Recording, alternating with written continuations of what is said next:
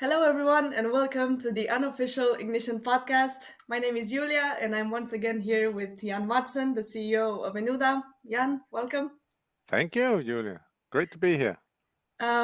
Great to have you. So, we're talking today about a topic that is actually a personal interest of ours here at Enuda, may I say, but also a problem that you guys will encounter in one way or the other in your initiatives, and that is the resistance to change.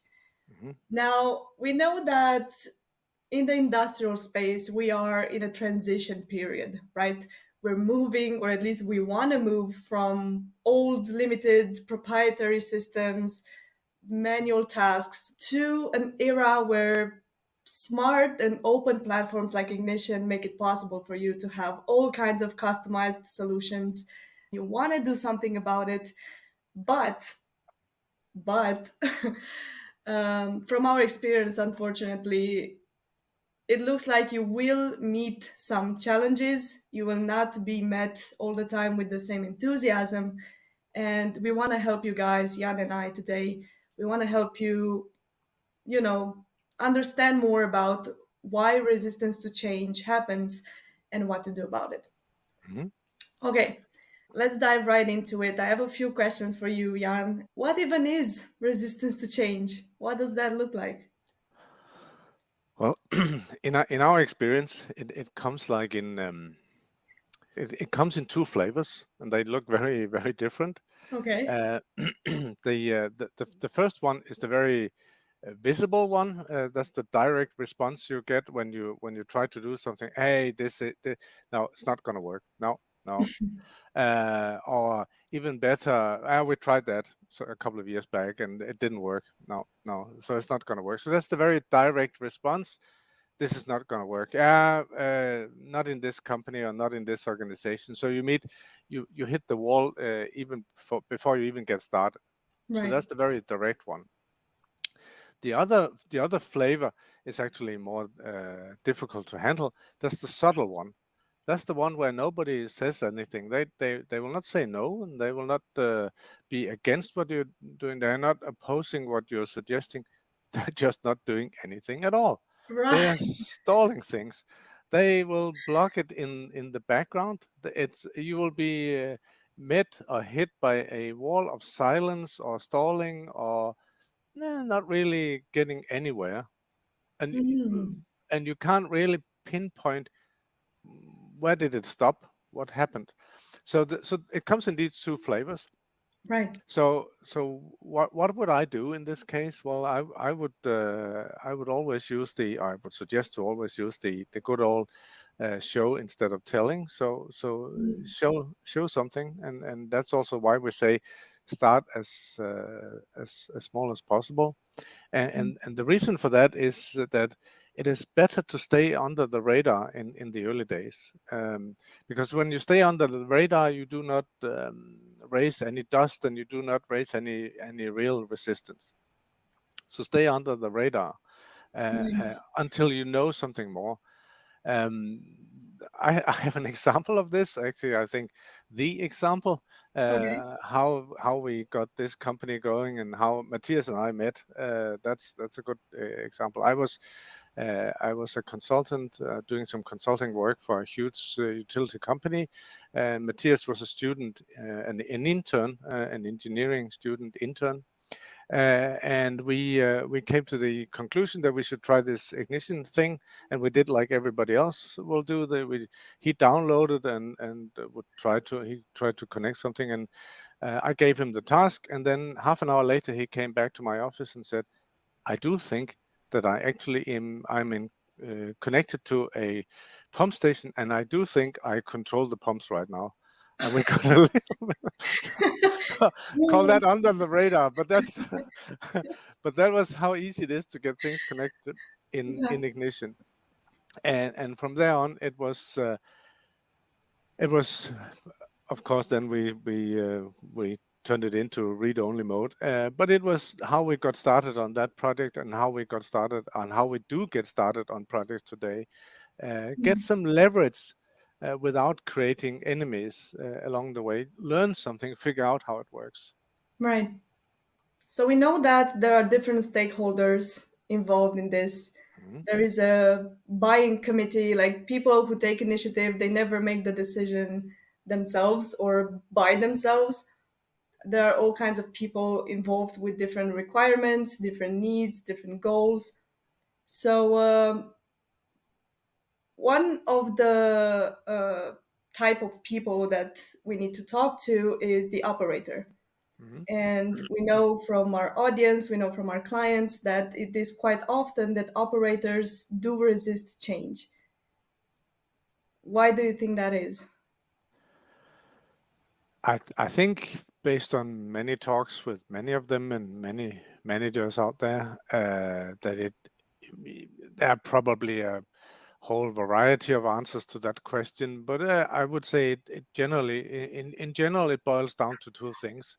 Uh, to some people, it's just hard work to change the habits. We Mhm. got used to working this way. We got used to the system, so on and so forth. So it's just it's just hard to change habits. So that's for sure one reason. Yeah. The other reason is that many of them, it's just pure fear of of changing something. So it could be a fear of losing influence. It could be Mm. maybe you feel insecure because, hey, I'm pretty proficient in working with the system we have today. It's not perfect. There's a lot of manual work, but I know how to do that. I have my routines and my habits, and now they suggest some. Hey, what happens to my job then? And suddenly I will Mm. look like an idiot or whatnot. So it's either due to habits or it's due to fear of, yeah, fear of change. Simple terms. Yeah. So what I would normally do in those, what I recommend to do is get a much better understanding of what happens out there. It never it never ceased to surprise me how often I talk with managers who do not fully understand the work processes of the operators. So Mm. they have an understanding of what the operators are doing and how they do it, but they do not fully understand. And therefore, when a manager would, or supervisor, supervisor is not a good example, but if a manager wants to introduce something to improve the lives and make the lives easier of an operator, you should think that they would want to understand these processes in details, but Yeah. they don't. So what I suggest, or what we suggest, is get yourself out there, sit together with them, or work together with them, understand what they are doing, understand the processes, and try to together with them pinpoint places or things or processes or missing links or whatever it is. I saw an example yesterday that was super cool, visiting a client, and they had to move information from an MES system or MES system um, to a SCADA system, and that took place in a manual way. So there was a guy literally with a notebook and a pen, and he was looking at one screen, making some notes, and then he turned himself around, and then he looked at another screen, and then he entered some data there. And Oh, I wow. was like, okay, there's an improvement potential here, right? Um, and you will only see that by being there. Absolutely. Yeah. Um, and there are so many examples of this uh, where we probably do not fully appreciate the hassle these guys do have in their daily work, and they maybe they don't even complain about it because, hey, that's just how the work is. Yeah. And by getting yourself more immersed into their daily work and fully understanding what they're doing, you can actually better identify these opportunities for improving things. Right. So we had a super cool experience. I think it's 1.5, 2 years ago with a client where they have a molding machine, uh, and pretty expensive stuff, and the process is expensive, and it runs fully automatic. So but if something goes wrong, there's an alarm, and it's sent via a text message to an operator. It could be in the middle of the night, and the only way to figure out what's wrong was for the operator to get up and drive to the factory. He was about 5, 6, 7 kilometers away, Wow. and then maybe it was critical, maybe it wasn't. Right? So what we did together with this client was we built a solution where he was able to log into a SCADA system and see what is this? Is it actually critical? Do I have to go there? Can I just shut down things, or can I stall it, or can I just ignore it for a few hours or whatnot? Yeah. So, but to do so requires that you have a much better hands-on understanding of what they are doing. Right. And hey, after all, change is hard, right? Yeah. It's uncomfortable.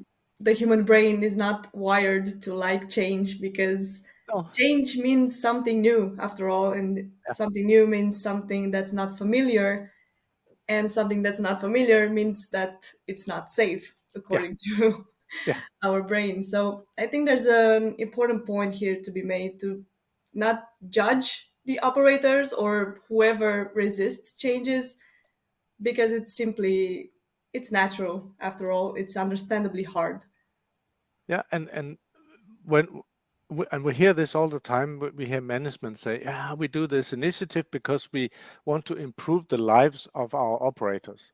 Mhm. Hey, for crying out loud, that's an empty phrase until you put yourself into the shoes of these people. Show some empathy for crying out loud, right? Yeah, absolutely. So that's a bit about the operators, Mm-hmm.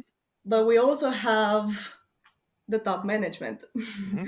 or the rest of the buying committee, as we call it. The top management may probably have different requirements or different goals than the operators. Why would they resist change? Yeah, and I think this is slightly different because in general, there are of course exceptions, but I think in general, I do not believe that the top management resist change per se. I think what they do is they resist the risk associated with change. Right. So what to do here, right? Well, think in how to mitigate the risk. How can we bring down the risk as much as possible? We cannot necessarily remove it, but we can certainly bring it down. That's also why we say again and again, don't think revolution, think evolution. Think in small steps. Um, Prove some results. Again, work under the radar. Do something that where you can show some results of something. So you need to make your case. You need to build Mhm. a solid business case, and that again. There are just too many very abstract PowerPoint presentations out there. I've seen many of them done. Oh, we do this presentation. We do it to the senior management on Thursday next week or whatever it is. Blah blah blah, Yeah. and they look very fancy there. And people put a lot of effort into these presentations, but it's still abstract, Right. right? Me sitting there as a top manager, hey, show me the money, guys. Um, it's yeah, I've seen these presentations before, but it still sounds risky. Yeah, absolutely. Like you say, show, don't just tell. Yeah. You got to show something to prove the value. And that's why we always say over and over again. I think people are maybe tired of us at this point, but it's still very true to just start small. Um, and it also helps, I think, with the so called analysis paralysis. Like people are so used to procrastinating, to say so, or to delay decision making until they have all the answers, they have all the details. Yeah. And I think as consultants with so many years of experience, also from your career, but also as Enuda, I think we have a superpower to say it like that. We are kind of primed for change, Hmm. and our clients don't have as easy of a time as we do because we are defaulting to change. We are literally the enablers of change. So we've had to learn over the years how to help them navigate it as well. Hmm. And of course, we talk about ignition, we talk about the tech, we even talk about the project, but there are these parts of the management part, of the consulting part, that are actually more important than we think. Hmm. And Yeah, then we I can, agree. I agree. Yeah, for sure. right. Say you're in charge of an initiative like this, right? You are the champion. Hmm. Tell me three actions you would take and at what point in the project to navigate this challenge. Yeah. Okay. I would do. Or I would suggest to do three things. One, I would I would show how it works. I would figure out how it works before I went public, if that makes sense. So you can download Ignition in a trial version. You can get it installed. You can just install it on your local machine, and you can connect to something. Just one device somewhere in your organization. Could even be a test thing. Doesn't really matter. Um, so because instead of talking fluff ideas or abstract ideas or making PowerPoint presentations and whatnot, I would just spend a day or two getting something connected and try to build something. Two, I would secondly I would team up with somebody. It depends on. I use Matthias as an example all the time, but we actually see this with several of our clients. You have very often it's two people.